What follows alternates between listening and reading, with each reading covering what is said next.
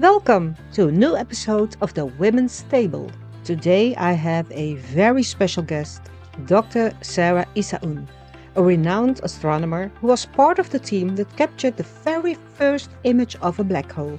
Sara has won several individual and team awards for her groundbreaking work, including recognition from prestigious organizations.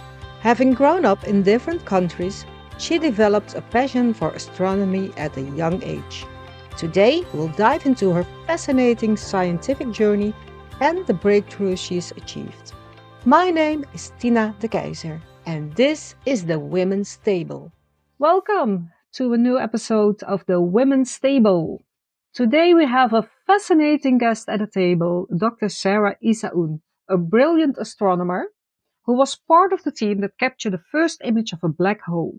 Sara, born in Algeria and raised in Canada and the Netherlands, discovered her passion for astronomy at just 8 years old. So let's dive deeper into her extraordinary journey. Sara, welcome and thank you for being here with me today. Hi, thanks so much for having me. You told me that a school project about the solar system ignited your passion for astronomy at just the age of 8 years old. Please, can you tell us some more about this project and what was it about the project that inspired you to become an astronomer? The school project was in second grade, and it was a team project with other classmates to build a scale model of the solar system made out of cardboard. And the whole project was supposed to get us to learn about the planets outside of the Earth and how big the solar system is compared to our small Earth. And learning more about these planets, I got so fascinated that these worlds are out there close to us. We can see them through telescopes. Yeah. And I got so interested in what's out there that I went to the library with my mom after working on the project, and we took out every space and astronomy book in the children's section that we could get our hands on. And I read them all in about a weekend. I just thought, this whole new world that just opened in front of me was so fascinating, and it just became my passion from that age. It became what I wanted to learn the most about. Yeah, amazing. Yeah. Because you have a diverse background. You were born in Algeria and raised in Canada and the Netherlands, and now you live in the United States. So, how do these multicultural experiences influence your perspective on science? That's a great question. I feel like because I moved a lot as a child, I had to change schools quite a bit and change countries and cities a lot. I sort of became more used to adapting myself to other people and other cultures. And it also made me a bit more conscious about the differences between me and others, how to communicate better, how to make friends, how to socialize with people who have different values, different cultures.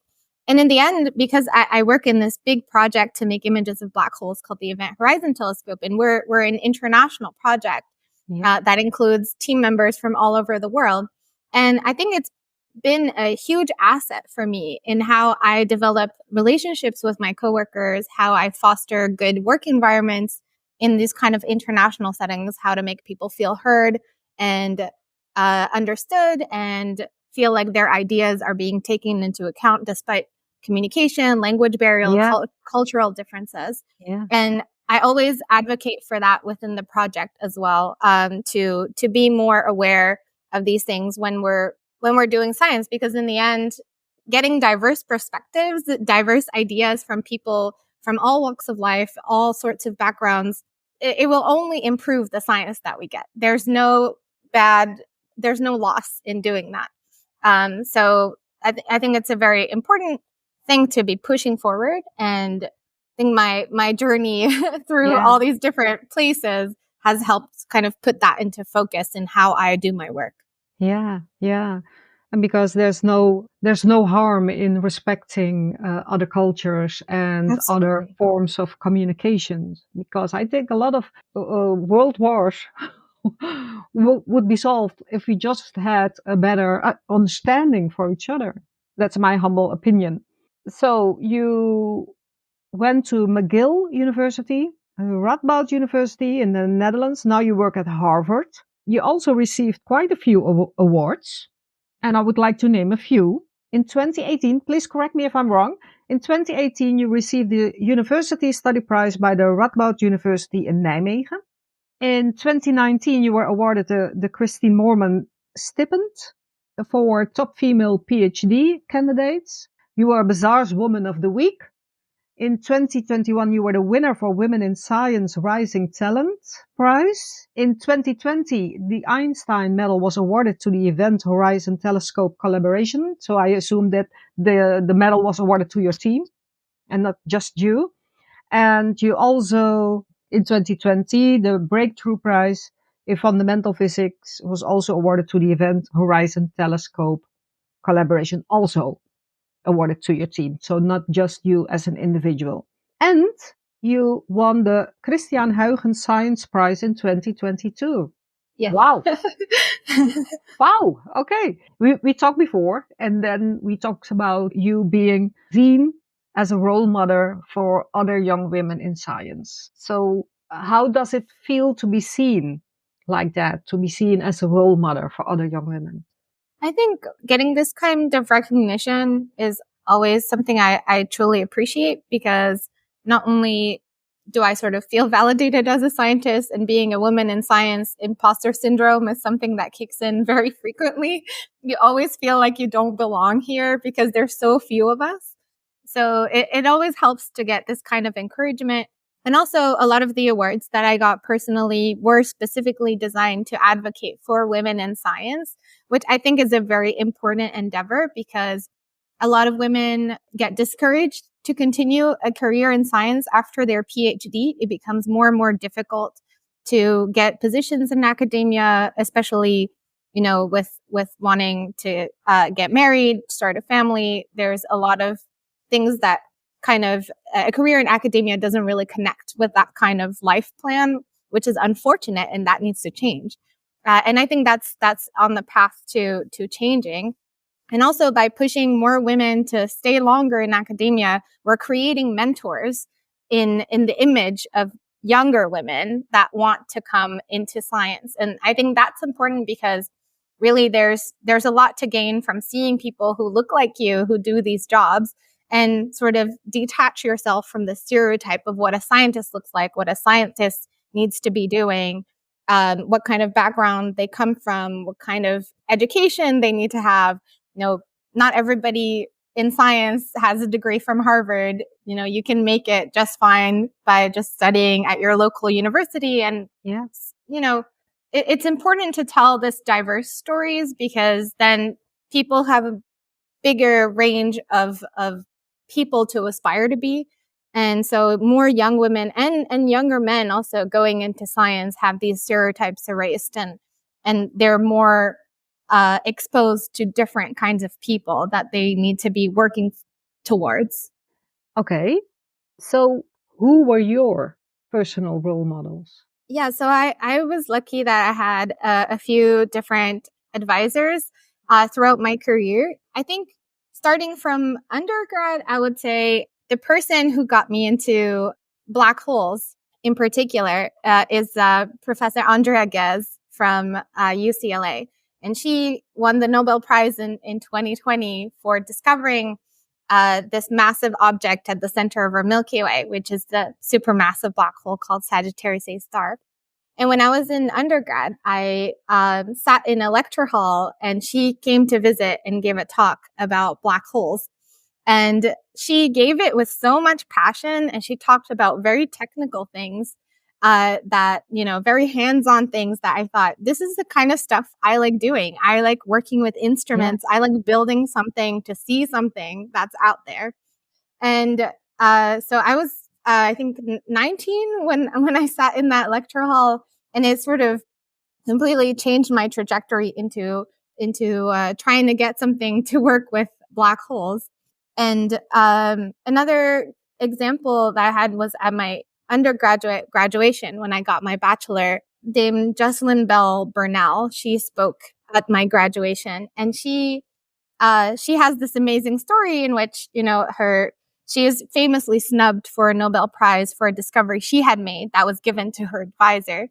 And since that happened, she got a lot of different recognition and visibility, and she's put all of that into supporting other young women in science. So she's created funds to give scholarships to women in science and entire programs to foster women in science to talk to each other and build networks.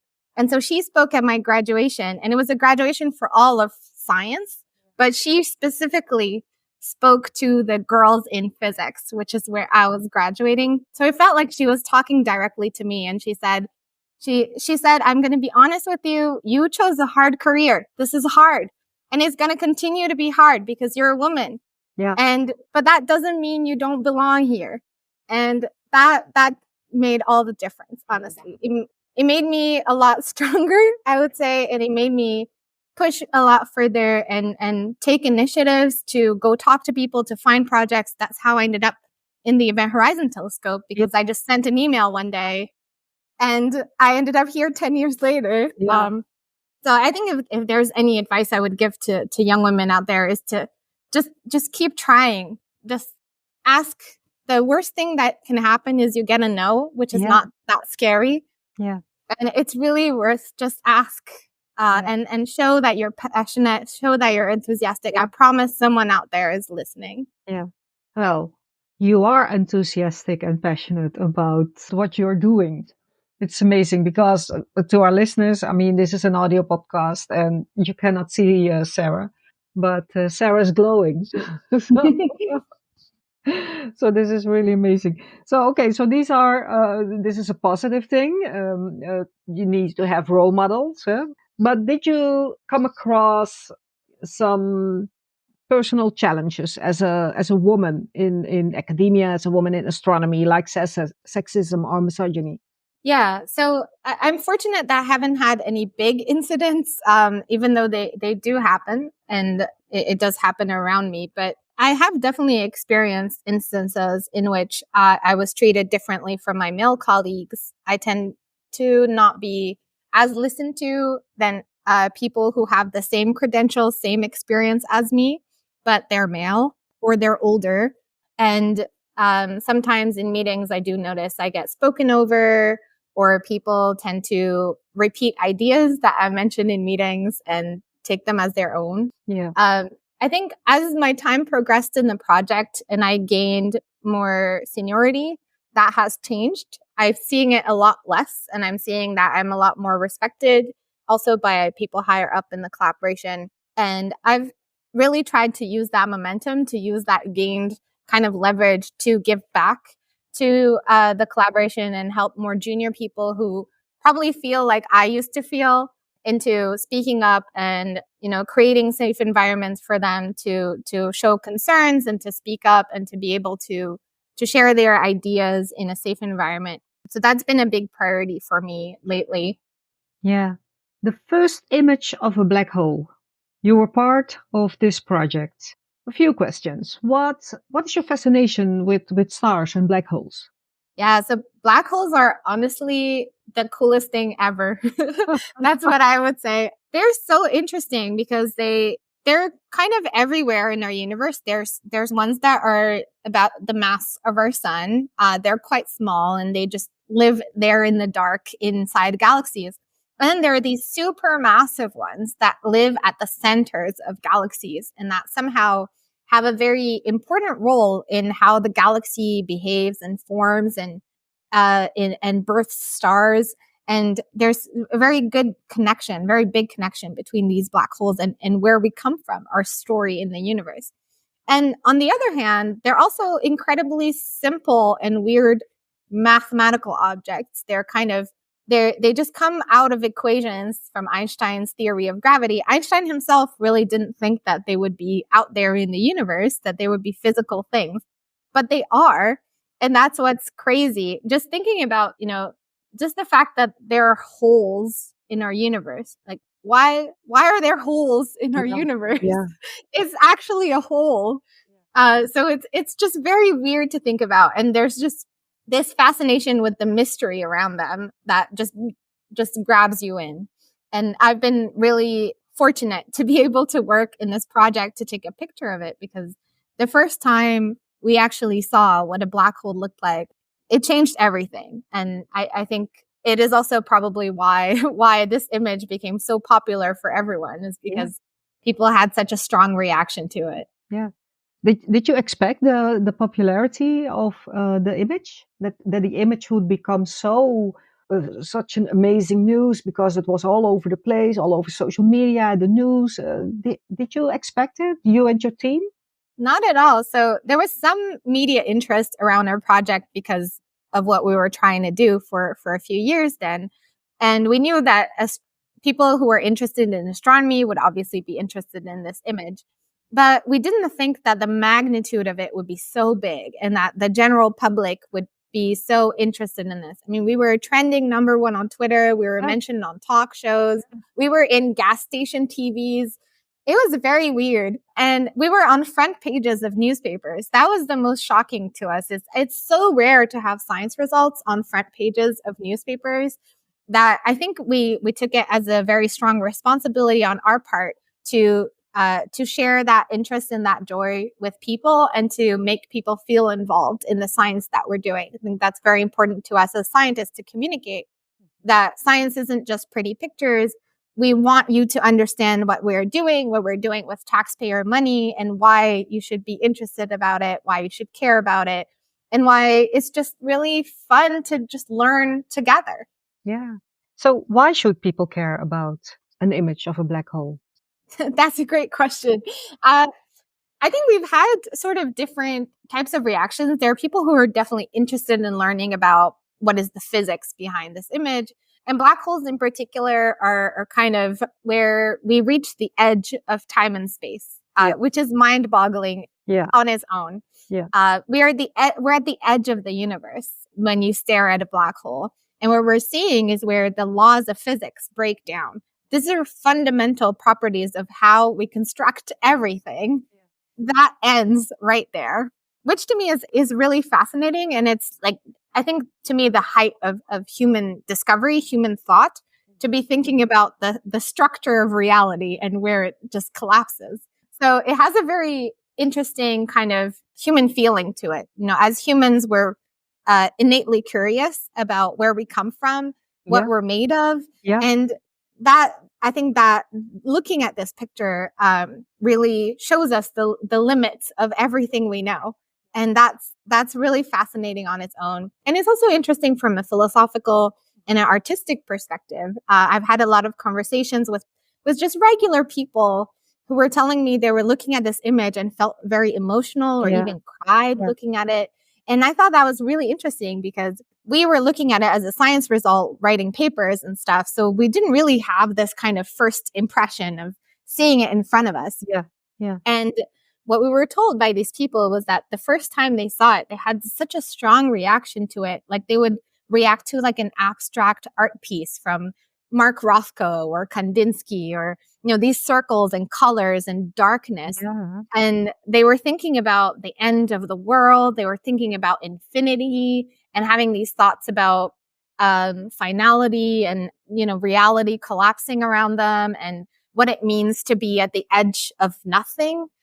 It's fascinating that people were having such reactions. And in fact, it was so strong overall that the image of the black hole right now is a photograph in the Museum of Modern Art in New York and in the Rijksmuseum. So they're actually pieces of art now. Which is really interesting and very unique. I think that we can tell that story. We have a science result and a piece of art at the same time. Yeah, I get it. So for our listeners who are not into astronomy, could you explain in just a few lines what is a black hole and what is the importance of this image for humanity and for science? Yeah, so a black hole is essentially where time and space end. So it's where matter has collapsed so densely that it bends space and time all the way down into this very, very infinite well. And what we are looking at in the image is we see this dark patch, which is where light can no longer escape the gravity pull of the black hole.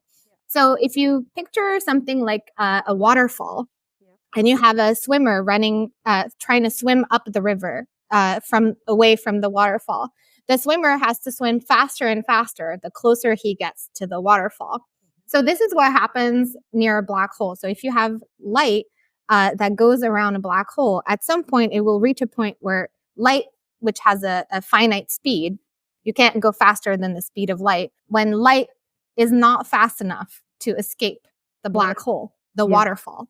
And so the swimmer going as the fastest swimmer in the world, going at the speed of light, will inevitably fall into the waterfall. Yeah. And so that's what creates this dark patch, is the light that falls in and never gets out. And then the bright ring around it, or light that escaped from glowing gas very close to the black hole as the black hole feeds, that glows and creates this bright ring, this donut around the darkness. Yeah. It's fascinating. Yeah. And for the impact on science, it's kind of hard to tell right now because this fundamental physics, because we're looking at very abstract concepts. But science always progresses together with technology, the technology that we make use of, especially the high bandwidth recording and transfer that also transfers into technology for like fast speed internet and communication. 100 years ago when Einstein created the theory of relativity, he had no idea now that GPS would be dependent on it. So you being able to get to work is thanks to Einstein. He was working on fundamental physics 100 years ago. So we don't know 100 years from now what kind of spark people would get out of using fundamental physics in the real world. So I think the biggest thing about why it's important for humanity is really because humans are innately curious, and we need to continue to feed this curiosity to keep being who we are as a species. I think it's important, and it's also what connects us together. By looking at things that are bigger than ourselves, we can work together, connect together, and also feel that we're just a small part of this entire kind of story of the universe. And it's always humbling, and I think important for us to have that part of ourselves still being fed and developed. Yeah. It's amazing. So it's not interesting. I think it's fascinating. And the way you share your story, it's so accessible, and it's so you make it sound so simple. It is simple. It is. I'm not really sure about that, but okay. Okay, so now there's an image of the black hole. Everyone is happy, everyone is excited. So what's next on the agenda? Yeah. About everyone being happy, I'm not so sure about that, because the first complaint we got when we released the image was that, why is it so blurry? Everybody was very annoyed about why it's so blurry. And I always tell this story of, if you think about the history of photography, right? I think that one of the very first photographs ever made is like a photograph of a very blurry fly. Mm-hmm. And if you were to show this to someone at that time, they would say, yeah, I mean, I've seen flies before. But now you look back and you say, wow, that was the first photograph. Yeah. That was the first photograph, and it was a blurry fly, but look what came after it. Yeah. And so after the photograph of the blurry fly came better photographs, came motion picture, came movies, came cinema. And so that's actually where we're going. Better pictures and movies of black holes. That's the standard kind of path. And so what we plan in the next 10 years is to add more telescopes on Earth to be able to create better pictures and make observations more often, so that we can stitch together different photos, different frames into a movie of a black hole and its connection with the matter that it's eating up and ejecting out, and how it's able to influence the galaxy around it. And we also plan to launch a satellite into space in the next 10 years. And this satellite will observe together with the Earth telescopes and make the resolution of our virtual camera much, much sharper. Yeah. So we can make sharper images of the black hole. And in this case, we're after a very specific, very sharp ring around the black hole called the photon ring. And this ring is so sharp because it comes from particular light rays that orbit around the black hole and encode properties of the black hole. So through this ring, we can measure the black hole's mass and the black hole's spin with very, very high accuracy. And how fast the black hole is spinning, so rotating on itself, can actually tell us how they can launch these big jets of gas that pierce through entire galaxies. This is the most energetic mechanism in our entire universe. It is so powerful, and we still don't quite understand how they can do that. And we really think that spin, how this black hole rotates, is the key to that answer. And by measuring it, I think we'll be able to find that answer. And we're really excited about that. Yeah, I can imagine. Well, actually, my next question should be a previous question, because you just mentioned that you are going to place more telescopes and a satellite. So what was the process of taking the first picture, the image? Because, well, I do it a bit backwards now, but maybe you can explain a little bit. Yeah. Yeah, so the Event Horizon Telescope project actually started over 10 years ago by trying to stitch together telescopes bit by bit as they come online. So we use a technique called very long baseline interferometry. Essentially, we connect telescopes virtually by making them observe one target, one black hole at the exact same time. And in fact, the timing is so precise because at each of these telescopes, there's an atomic clock, which is the size of a mini fridge. And this clock precisely time tags the data as it arrives to the telescope. It is so precise, it loses about 1 second every 100 million years. That's how precise these clocks are. So we time tag our data as it arrives at all our telescopes. We essentially freeze them onto hard drives because you cannot beat the bandwidth of a 747 filled with disks. Then we essentially ship all our hard drives to a computing facility just via FedEx and just airplane. Okay. And then at this correlation facility, we unfreeze the light from each telescope and we combine them. So each pair of telescopes tells us some information about the image, and we stitch everything together. And then we go through a pretty long process of making sure we understand our instrument and all the different errors that can happen. And then produce images with developing software that we've worked on. And then still, again, validate this whole process and then write the papers and release it to the world. And so when we observed the two black holes we've imaged so far, these two come from an observing campaign we did in 2017. And the M87 black hole, the first image, came out in 2019. So it was a 2-year-long process from the moment we collected the light to the moment you saw it. It was 2 years.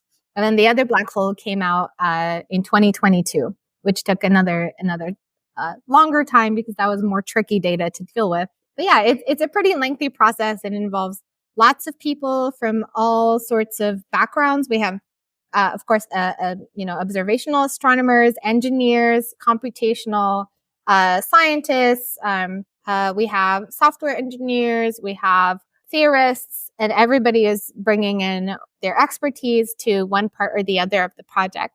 So it's been very exciting to follow this whole journey, and we're really looking forward to what's next. Yeah. Well, personally, I cannot wait for your next achievements of you and your team.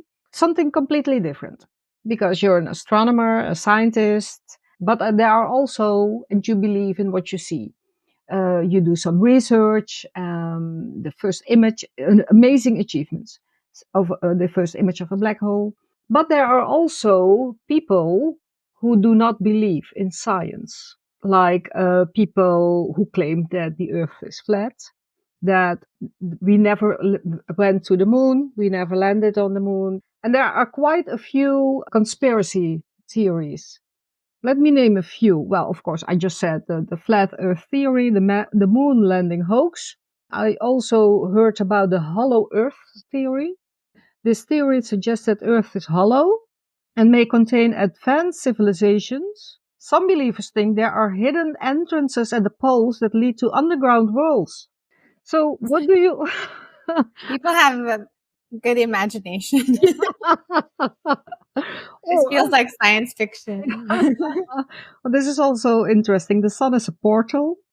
The sun is not a star, but also a massive portal used by extraterrestrial beings for intergalactic travel. So, That would be cool. yeah. So, what would you like to say to people who do not believe in science or in astronomy, but, for instance, believe that the Earth is flat? What would you like to say to these people? I um luckily I think I haven't had very many interactions with people with such beliefs. They tend to be a minority, even though these theories tend to be very popular on the internet because people like to read about them and like to imagine what these sorts of people believe or think. Um in my case, since I haven't really interacted with them, they kind of exist in a very different world from mine, I would say. I think it's very, when people are stuck in their beliefs so strongly, it's very difficult to have a conversation with them or there probably isn't anything I would be saying that would convince them otherwise. I think the natural thing would that just be to show them the evidence that we have that, the earth is not flat. That one is pretty easy for me because the technique that we use is very long baseline interferometry. In order to connect our Earth-sized telescope and make the data usable, we need to take into account the curvature of the Earth. Yeah. So in my talks, I always like to joke around and say, this signal wouldn't arrive if the Earth was flat. We would have to correct for the Earth curvature. And I hope you know that the Earth is curved. And it always gets a laugh in the audience when I do that. But that's just because I'm interacting with people who don't have this belief because they're already interested in science and interested in what I have to say. And they're open to listening to what I have to say. And people who aren't open, there's probably very little I could say that could create a useful conversation between us. Yeah. I'd of course be interested in hearing their perspective and why they believe such things. But a lot of the time they're looking at these kind of fake generated evidence or fake hoax videos. Yeah. And then they're just convinced that it's real. And there's really not much that you can say that would convince them otherwise, which is a shame. But unfortunately, they're not a majority. Yeah. I always have very pleasant conversations with just regular people whenever I give talks at schools, on at different events that just bring ordinary people from all walks of life.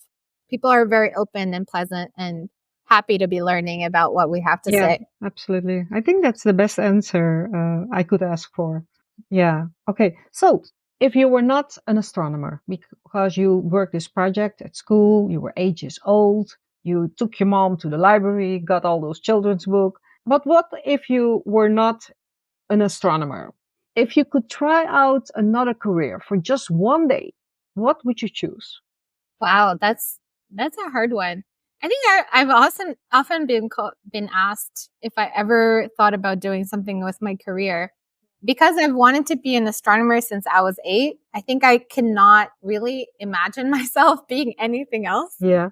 I think I get a lot of joy from my job because I get to do so many different things. Because I'm in such a big project, I get to do outreach a lot. I get to do social media content. Mm-hmm. I get to do this kind of interviews, which is not typical for astronomers to be doing. Yeah. I've also, directed videos. I've been in documentaries. I've got to experience a million lives really doing what I do. Yeah. So I don't know what I would like to do for a day. I don't know. I really like baking. So maybe I'd like to run a bakery for a day. I feel like I left that as my retirement plan. If I were to retire one day when I'm an old professor, just open a little bakery somewhere and make cakes and breads. Okay. Well, that seems like a calm life. Yeah. But I'm very lucky that I get to do so many different things in this job that I get to play out a million characters. So it's so much fun. Yeah, I get it. Yeah. Last question. We talked about the importance of role models. So what is your advice for young women and young men? Let's not exclude the men. They're in high school or in college right now, and they are listening to our conversation and they think to themselves, oh my, I want to be the next Sara Issaoun. I want to be just like her. So what steps do they need to get where you are? Yeah. I think a lot of my trajectory was due to luck and coincidence. A lot of it is timing. So some advice I would give is try not to take losses or disappointments too personal. It doesn't mean that you're not capable.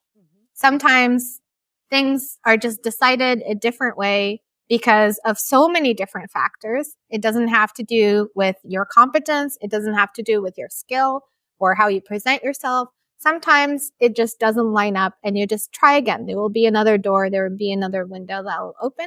From my experience, I think I would say go out and ask for help, ask to gain experience. What I've done because I've wanted to be an astronomer for so long when I was a kid, when I reached college, I sort of had this dread in me that, what if I'm not choosing the right job? I don't really know what an astronomer does, really. I've done the education, but I have education in physics, and I'm capable to do physics, but I don't know if this type of job on a daily basis is what I want to be doing. Yeah. Does it actually suit me as a job? Yeah. And so I wanted to gain experience in knowing what it's like to work on an astronomy project, what it's like to work with other astronomers on something.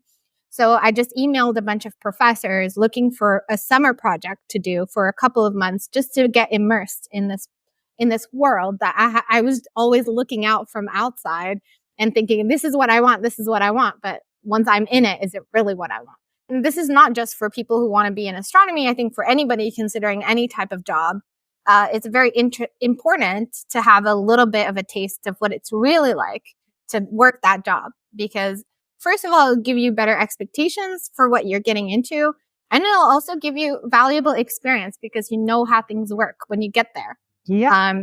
So those two things I think are really, show initiative, show that you're passionate about things, and also make use of networks. So if you're an underrepresented minority, I promise there are networks for that. If you're a woman, there are definitely networks for that.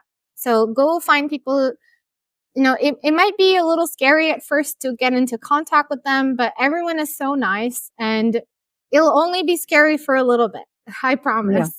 Yeah. And then you'll make valuable connections, and the field is so small that you'll keep this connection for the rest of your life. There'll be people you'll be seeing at conferences, at talks, at different events forever.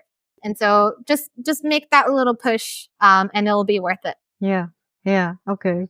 Thank you very much for your answer, for your honest answer. Yeah. Okay. I hope it's useful. I'm sure it is. So thank you, Sara, for this wonderful conversation. I think you are a remarkable young woman, and it's amazing how it's very important to you to be a role model for other young women and how it's important for you to give back. I hope that our listeners will be inspired by your story and the way you represent science in an accessible and fun way. Because that is what you do. You make it sound so easy and fun. As some of my listeners already know, is that I love memes. And one of my favorite memes, and let's stay with the topic of black holes and stars. If you want to achieve something and you just go for it, just do it, just like you mentioned. Just go for it, and if you get a no, that's okay. There will be another door to open, there will be another window to open. So let's stay with the topic of black holes and stars. One of my favorite memes is shoot for the moon. Even if you miss, you'll end up between the stars. Thank you. Thank you, Sara, for an incredibly inspiring conversation. I think it's amazing knowing you will go into the history books with your remarkable work in astronomy. Thank you so much for sharing your story with us and for giving us a glimpse into the fascinating world of black holes and the universe. Your passion and enthusiasm for science are contagious, and I am sure our listeners will be deeply inspired. In the next episode, I'll be having a conversation with Betty van Brunschot about her book Mam, ik kan niet meer, which can be freely translated to Mom, I can't take it anymore. Betty was born in Ethiopia, and at 2 years old, she and her twin sister were adopted by a Dutch couple. That's when their nightmare began. Betty and her sister endured severe physical and emotional abuse. In our conversation, Betty not only shares how she survived, but also how she emerged stronger and is now using her experiences to help others. Thank you all for tuning in. Don't forget to follow the Women's Table for more inspiring conversations with extraordinary women. My name is Tina de Keyzer, and this is the Women's Table.